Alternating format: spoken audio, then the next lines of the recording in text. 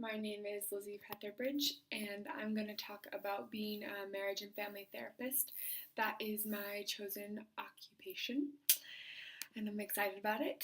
I actually interviewed my cousin, who is a marriage and family therapist. She owns her own private practice, and she's kind of been my inspiration since I was younger, since we're very similar. Um, the things that we talked about with being a marriage and family therapist is that one of the things when you have your own schedule, you can kind of create your own schedule with your clients. So that's something that's really important to me since I do want a family and I want that flexibility, but I also want a career so that gives me the ability to be able to work and have time with my family and my kids. I can still do those things and be there for them. I think some of the things that were important to incorporate as we discussed the job and as I've thought about it as well is that it's just hard to be a therapist sometimes. I think a lot of different occupations are hard, but especially, inserting yourself into someone else's life and being able to give them advice and be there for them and listen to them and actively work to solve their problems is in general a stressful thing. Also, you work with people who have a number of different problems, from behavioral disorders to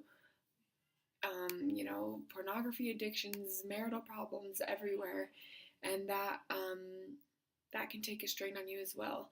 I know when I was talking to my cousin, she said that one of the things that she's always been grateful for is it's been really easy for her to separate work um, and home. And I think that's something that might be harder for me just because I tend to personalize things and internalize them a little bit more. So I know that's something that I'll have to work on.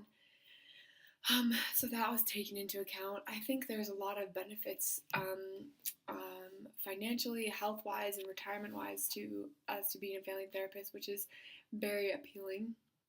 I think what was inspiring about my cousin is that she does have her own private practice, and obviously she didn't start there, but she kind of worked her way up and actually built an addition onto her home to have her own practice, and that was really cool to me. So that she's never far from her family, but that she also is able to manage this occupation as part of her life.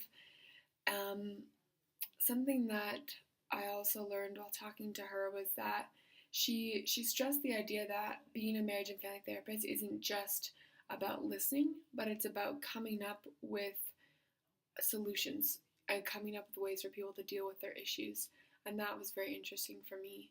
There is a lot of schooling involved with being a family therapist. A bachelor's and a master's degree are required, and a PhD is usually preferred. She does have hers, and I know that, she always says the more education you can get, the better, and I think everybody kind of now is saying that, so that is something to take into account, is that there's a lot of schooling involved. It's a long process. Um, Other than that, I think just my own kind of summary, one of the reasons why I want to be a family therapist is because I really grew up with a lot of different family struggles and I didn't have that stability as much as I had wanted, and I think that I realized I don't really know how to have family like that and to deal with issues and to deal with problems. And I think that through that experience, it's given me a different kind of outlook on life and a different perspective. And I want to be able to help people make better choices or deal with the issues when they do come. And I also want to be better prepared for that in my own family and in my own life. And I feel like Heavenly Father has given me a gift of communication and of listening and problem solving in these specific areas. And I'm really excited to be able to utilize them. So that's why I chose to be a marriage and family therapist. Thanks.